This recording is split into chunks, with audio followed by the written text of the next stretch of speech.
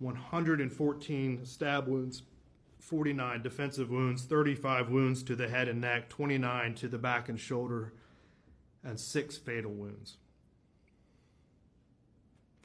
This court has reviewed and seen more than its fair share of autopsy photos. The autopsy photos in this particular case were particularly difficult.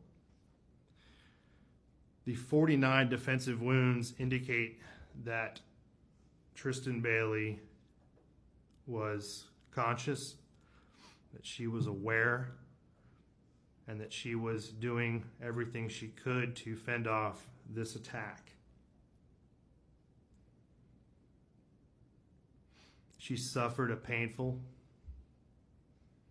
horrifying death from someone that she trusted. Her screams were most likely stifled by her own suffocating lungs. He lured her into a secluded place in the woods near his home, a person that she trusted, and he led her there under false pretenses. There was a heightened level of premeditation in this case. Based on the prior statements that he made to his girlfriend and his friend, he indicated that he was going to kill someone. At which point he determined that it was going to be Tristyn Bailey, I don't know. But there was going to be a victim. He indicated that how he was going to do it, that he would take them into a wooded place, that he would stab them, he would kill them and then run away so that he could keep on killing. He told his best friend that he wanted to kill someone to see what it felt like, and he wanted to watch them bleed out. This particular crime was committed with the weapon of choice as a knife, which he nicknamed Poker. That required a up-close, personal,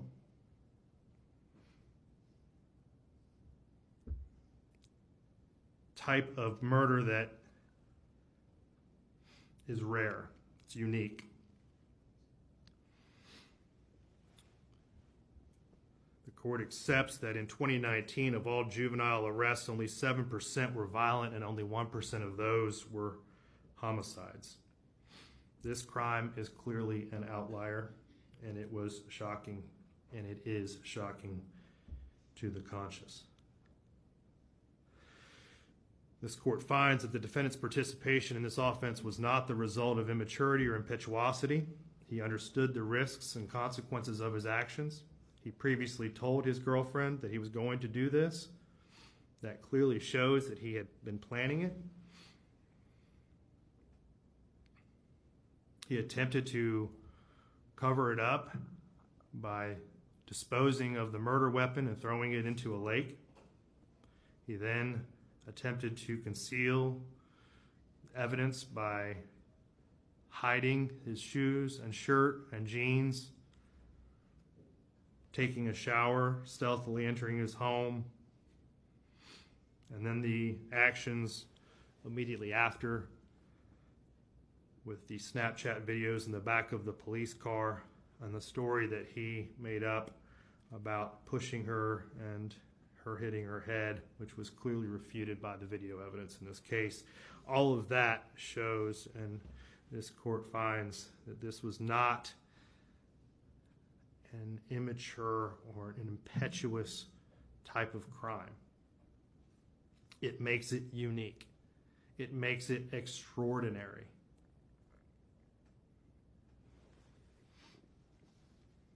What is also very troubling is that this crime had no motive.